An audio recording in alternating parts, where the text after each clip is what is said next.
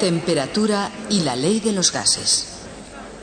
A todos nos gusta hablar sobre el tiempo. Y eso significa hablar de la temperatura. Ya sea una helada noche de febrero, una tarde tórrida de agosto, la temperatura es una parte ineludible de nuestras vidas. Y toda esa maravillosa física que nos enseñó Newton habla muy poco de temperatura. Pero existe una conexión. Si yo levanto esta madera, estoy haciendo un trabajo contra la gravedad. Una vez hecho, esta madera tiene energía potencial. Y si la suelto, la energía potencial se convertirá inmediatamente en energía cinética. Vean lo que ha pasado. La energía cinética ha desaparecido. La energía potencial ha desaparecido. Y mi trabajo ha desaparecido. Ahora bien, aunque soy una de esas personas que creen que los demás no aprecian su trabajo, ¿a dónde ha ido a parar todo eso?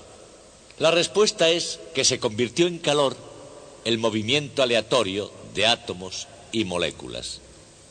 La evidencia de ese calor es el hecho de que la mesa está ahora algo más caliente de lo que lo estaba antes. De manera que hay una cierta conexión entre la temperatura y el movimiento de los átomos y de las moléculas. Y esa conexión es nuestra historia de hoy.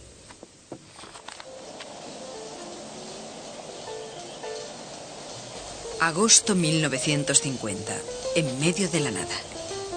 Hace mucho tiempo, los científicos llegaron a la conclusión de que el calor es el movimiento aleatorio de átomos y moléculas.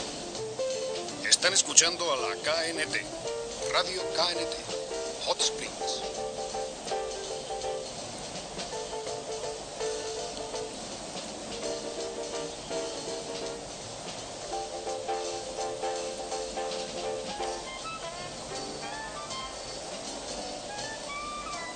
Una persona normal no necesita de la ciencia para decir cuándo hace calor o cuándo hace frío.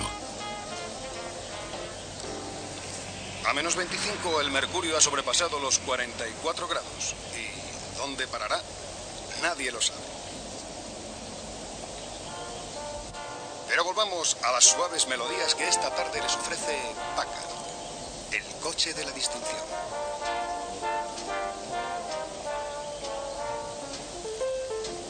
De una manera u otra, la temperatura afecta a todo en la Tierra. La práctica y la memoria, la intuición y la experiencia, el gusto y el tacto. Todos ellos nos proporcionan un sentido realmente práctico de la temperatura. Pero para conocer más que para sentir el frío o el calor que hace, se necesita un cierto tipo de objetividad y una cierta forma de cuantificación. Y esto requiere ciertas herramientas de la ciencia, como por ejemplo, un termómetro de cualquier tipo. El estilo importa poco con tal de que funcione.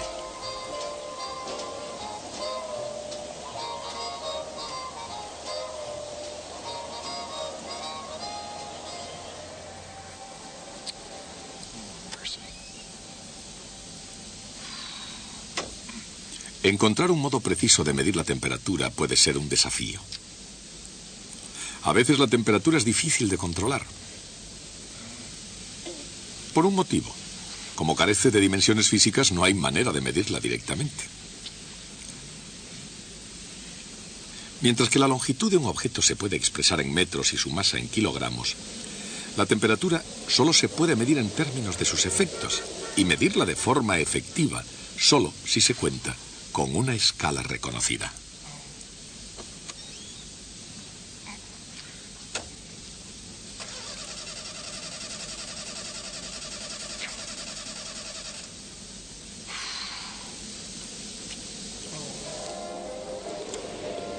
Tanto si se considera la escala Fahrenheit, que es todavía la unidad ponderada predominante en los Estados Unidos, como si se considera la escala Celsius.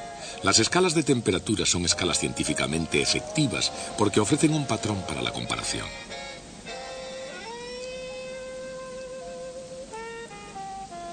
Un punto útil de calibración es el punto de congelación del agua.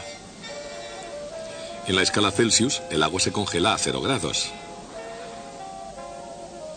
En la escala Fahrenheit lo hace a 32 grados. Otro punto fiable de calibración es el de la ebullición del agua. el agua hierve a 212 grados en la escala Fahrenheit y a 100 grados en la escala Celsius.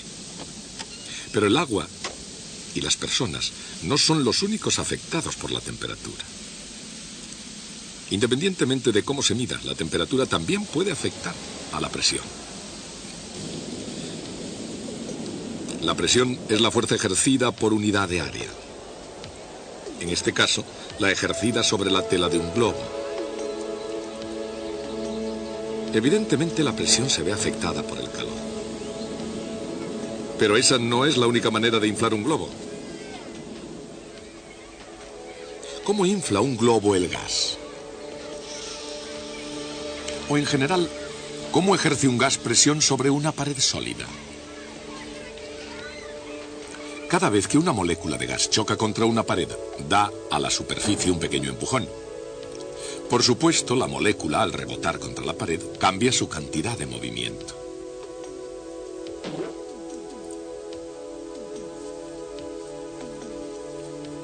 El cambio en la cantidad de movimiento significa que ha tenido que haber una fuerza actuando sobre la molécula. Y por supuesto, eso significa que la fuerza opuesta ha tenido que actuar sobre la pared.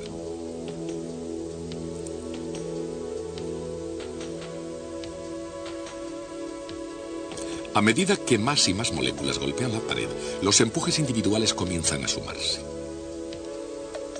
Aún en el caso de un gas ordinario como el aire, existe un golpeteo continuo de las moléculas a un ritmo casi inimaginable. Una presión constante y uniforme contra la pared. Este fenómeno se puede ilustrar con un cierto tipo de cálculo de ordenador que los científicos utilizan hoy con frecuencia como ayuda a la investigación. En este caso, el émbolo y cada átomo están programados para obedecer las leyes de Newton y se les pone en libertad. El émbolo cae bajo la influencia de la gravedad, pero retenido por los átomos que chocan contra él. La masa en la parte superior del émbolo indica la magnitud de la presión.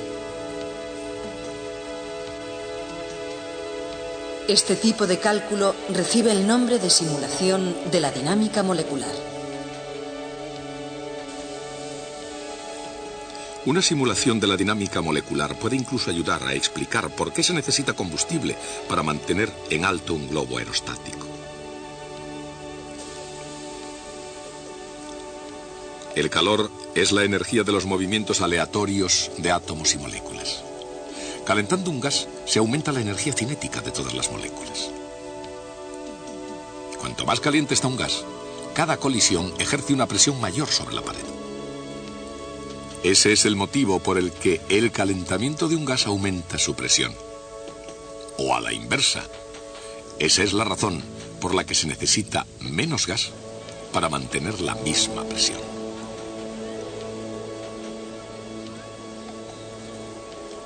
En este caso, debido al calentador, se necesitan menos moléculas de aire para proporcionar el equilibrio de presión desde el interior del globo.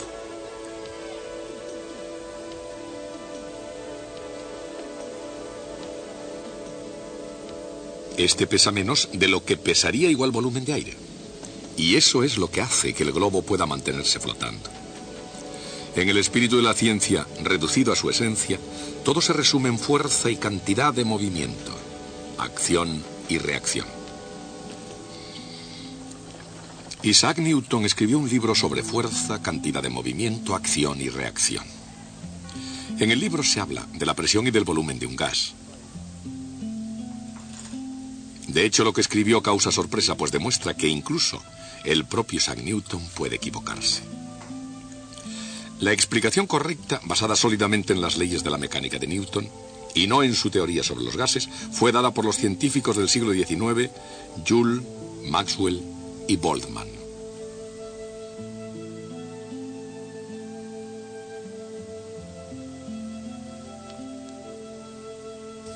Expresándonos en términos modernos, descubrieron que la presión en un gas es directamente proporcional al número de moléculas e inversamente proporcional al volumen.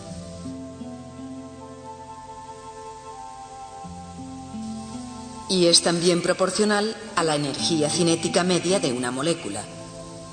Aplicando las leyes del movimiento de Newton a moléculas individuales de un gas, encontraron que la constante de proporcionalidad es sencillamente 2/3. Este gran razonamiento teórico vino en respuesta al conocimiento experimental cada vez mayor de la naturaleza de los gases. En los primeros años del siglo XVII, cuando la línea divisoria entre ciencia y brujería era verdaderamente delgada, se necesitó de un investigador singular para hacer frente al reto que representaban los gases invisibles. Fue químico, además de físico, y se le acusó con frecuencia de poner mucha física en su química. Su nombre fue Robert Boyle. Durante década y media trabajó en su laboratorio de Oxford. Los métodos de Boyle eran más avanzados respecto a su época que los de su contemporáneo Isaac Newton. Contrató ayudantes y dio mucha importancia al método científico, pero a diferencia de Newton, Boyle era accesible al público. Hasta su muerte en 1691, la London Society consideró a Robert Boyle como uno de los científicos más populares del momento. Boyle fue uno de los primeros científicos que practicó el método cuantitativo. Anotaba todo en detalle, lo que permitió a otros repetir, verificar y avanzar su investigación.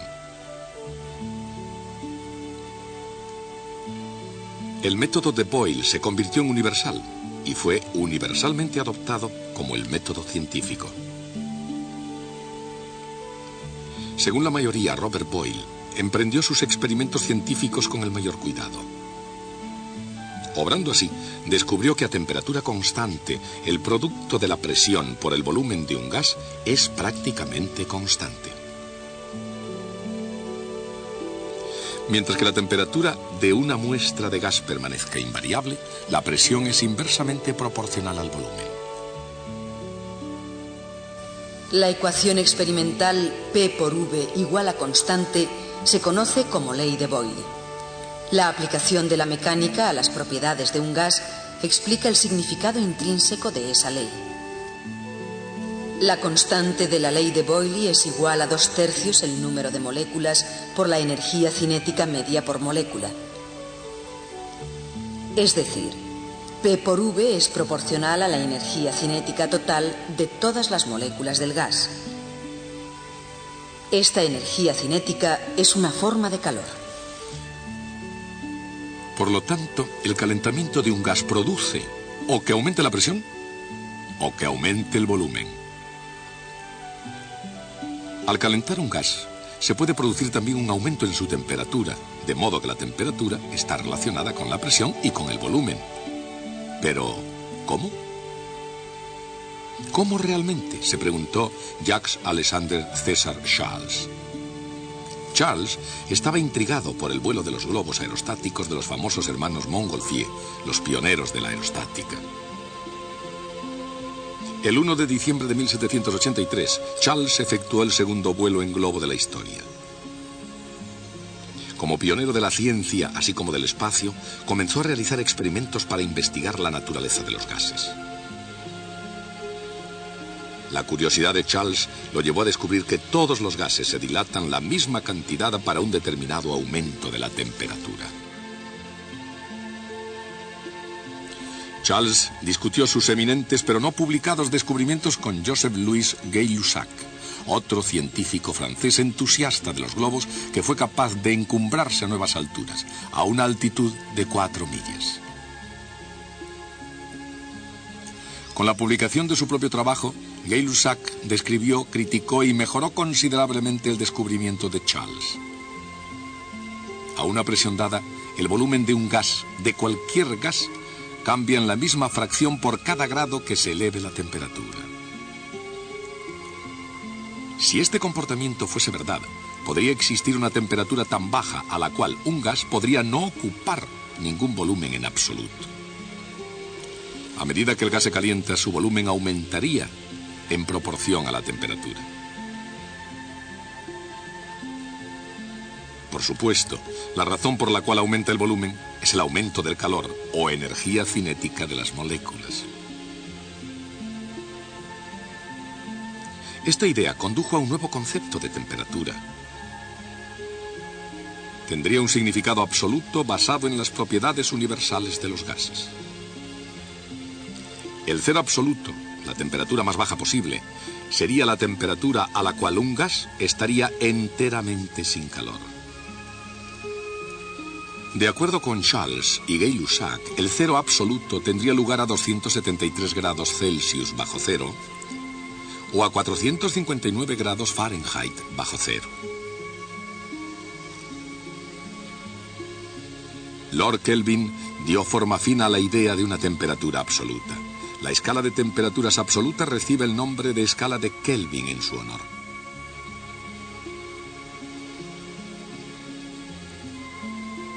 En la escala de Kelvin, la temperatura es directamente proporcional al volumen del gas, tal como Charles y Gay-Lussac dijeron que sería. Pero una cantidad doble de gas deberá ocupar el doble del volumen. En otras palabras, el volumen también debe ser proporcional al número de moléculas del gas. La ley de Boyle establece que a temperatura constante P por V es constante. Pero si T cambia, esa constante también debe cambiar. De manera que PV es proporcional a NT, independientemente de que N y T sean constantes o no. La constante de proporcionalidad acá se define como 1.38 por 10 elevado a menos 23 joules por grado Kelvin. Esta definición determina el valor de un grado Kelvin y fija con él la escala completa de temperaturas Kelvin.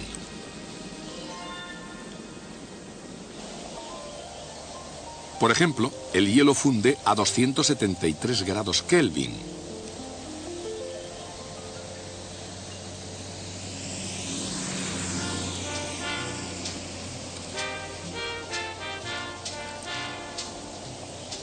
Y el punto de ebullición del agua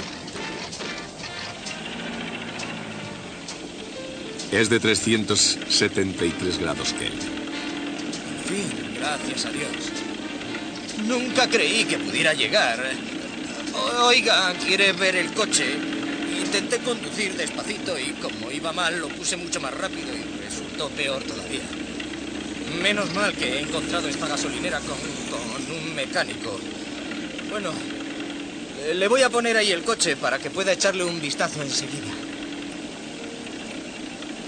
La temperatura ambiente es de unos 300 grados Kelvin.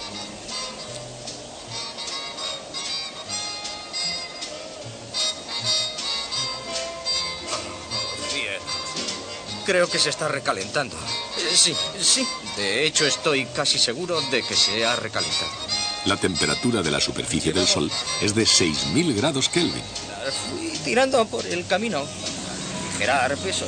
Bueno, ya me puedo dar con un canto en los dientes por haber encontrado esta aquí. La temperatura en las profundidades dentro del núcleo del Sol es de 15 millones de grados Kelvin. Veo muy tranquilo. Parece como si hoy ya hubiera arreglado unos 100 coches. ¿Por qué no lo examina? He estado trabajando en la ciudad. La gente es realmente amable, pero las casas están distantes y claro. Es mucho peor de lo que yo creía. Niño, por favor, estate quietecito. Este coche lo está pasando bastante mal tal como está. Sí, muchas gracias. Si usted puede, haga el favor de echarle un vistazo al coche. Yo tengo que llamar por teléfono. Más cerca de la Tierra, los experimentos de Charles y Gay-Lussac sugirieron que, ya que un gas se puede comprimir, los gases deben estar compuestos de partículas discretas separadas por el vacío. Si aplicamos las leyes de la mecánica a esas moléculas invisibles, llegamos a la teoría cinética de los gases que dice que la energía cinética del gas, es decir, el efecto colectivo de las colisiones moleculares, es lo que da a un gas su presión y su volumen. Pero el producto presión por volumen está también relacionado con la temperatura absoluta. Y así finalmente existe una relación directa y sencilla entre temperatura y calor. La temperatura absoluta viene dada por 2/3 de la medida de la energía cinética media de una molécula de gas. Y por supuesto, el calor en un gas es precisamente la energía cinética media de sus moléculas. En otras palabras, el calor y la temperatura pueden relacionarse con una propiedad mecánica, la energía cinética de las moléculas individuales del gas. Una vez más, sin importar si suben o bajan, todas las temperaturas están relacionadas con la presión del gas mediante la ecuación P por V igual a NKT. Esta ecuación vital tanto para la física como para la química recibe el nombre de ecuación de los gases perfectos. No todos los gases son perfectos, pero la ecuación de los gases perfectos describe con precisión cómo se comportan numerosos gases reales. Más que una definición de la escala de temperaturas absolutas, expresa ambas leyes, la ley de Boyle y la ley de Charles, y lleva a la teoría cinética de la temperatura. Supongo que no entiendes de coches, pero si entiendes algo, por favor, habla. Seguro que hay problemas. Mira, yo soy un vendedor de enciclopedias. Me gustaría mostrarte algo de la mercancía que llevo, pero dadas las circunstancias no creo que sea el momento más adecuado. Y estos dulces acordes nos llevan directamente a la hora, aquí en la KNT. Esta es Radio KNT. Y ahora, unas palabras de nuestro patrocinador.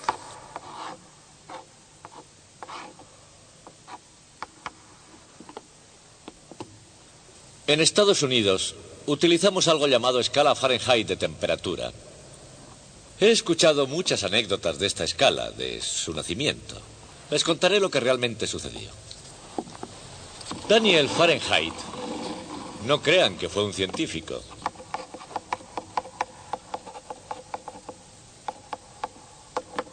Fue un comerciante polaco que a principios del siglo XVIII decidió que debía instruirse en el nuevo oficio de fabricante de instrumentos científicos.